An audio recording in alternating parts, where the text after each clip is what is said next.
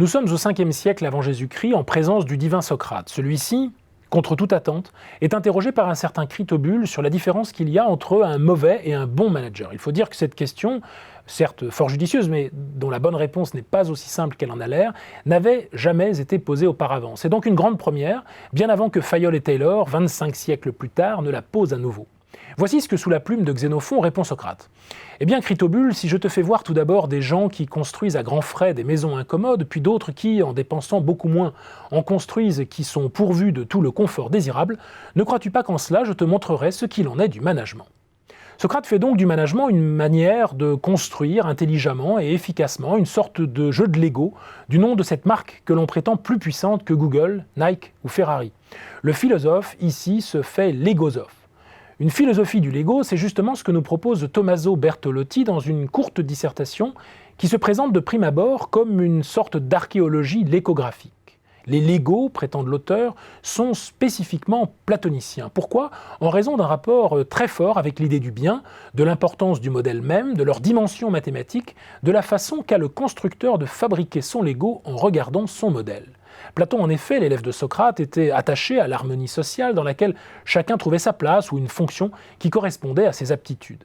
Ainsi, ces briques de construction, fabriquées dans cette matière unique qu'est l'acrylonitrile butadienne styrène, fabriquée au Danemark, permettent finalement d'appréhender non seulement les concepts platoniciens, mais encore de mettre en œuvre les principes de management selon Socrate, tenir compte des contraintes du système, les fameux faux tenons pour les joueurs de Lego, et des ressources à disposition pour construire un monde presque parfait où chacun, plombier ou policier, héros, et voleurs auraient leur place attribuée et numérotée et où régnerait une égale dignité des tâches.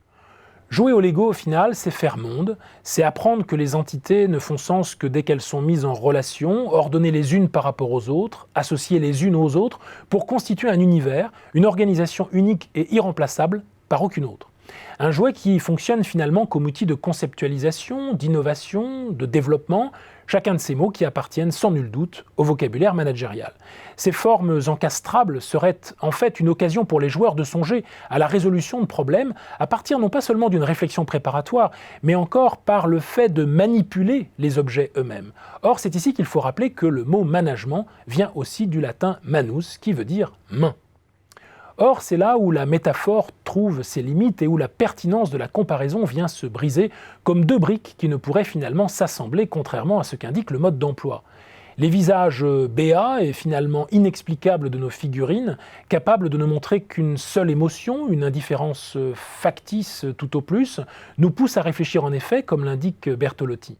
Ces mornes physionomies indiquent une sorte de paralysie, un abattement, une forme de dépression aussi. Or, c'est précisément ce dont le monde du travail voudrait sortir aujourd'hui, en baptisant de burn-out ou de bore-out, ce dont il souffre et dont les Lego nous donnent l'illustration parfaite, l'exemple à ne pas suivre. Du reste, le fondateur du concept, Ole Kirk Christiansen, trouva le nom de Lego à partir de l'expression danoise leg godt, qui veut dire « joue bien ».